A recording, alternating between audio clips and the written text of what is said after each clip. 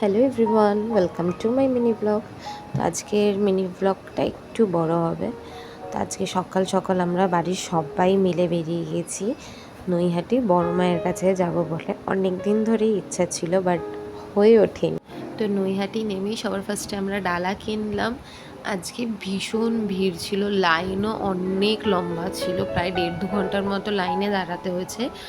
তো আমার পাপা, আমার শ্বশুর শাশুড়ি, ওনারা 3জন লাইনে দাঁড়িয়েছিল, আর আমার সাথে আমার মা, দিদি, আমার হাজব্যান্ড, মাম্মাম, আমরা গেছিলাম ঘট, আমপল্লব, চক কেনার জন্য, কারণ এইগুলো আমার লাগবে বলে ডন্ডি কাটার সময়।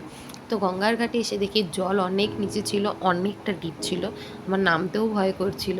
বাট এখানে বাচ্চা কাচ্চা যারা ছিল খুব ভালো ছিল, তো আমি ওদের সাথেই জলে অত অব্দি গেছি। তো অনেক দিনের আমার ইচ্ছে ছিল মায়ের কাছে ডন্ডি কেটে পুজো দেওয়ার জন্য। তো আজকে সেই ইচ্ছাটা আমার হয়ে গেছে পূরণ। তো মায়ের নাম করে আমি ডন্ডি কাটা শুরু করে দিয়েছি।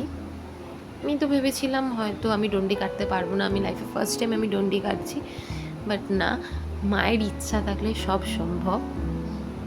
তো এখানে আমার হাজব্যান্ডকে আমার সাথে শুধু ভেতরে ঢুকতে দিয়েছিল, আমাদের কোনো লাইন দিতে হয়নি।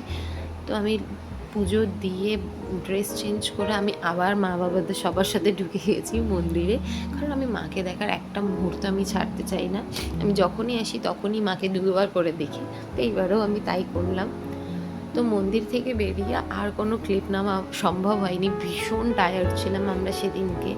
তো আশা করছি তোমাদের এই ব্লগটা ভালো লেগেছে। তো আজকের জন্য এইটুকু, টাটা।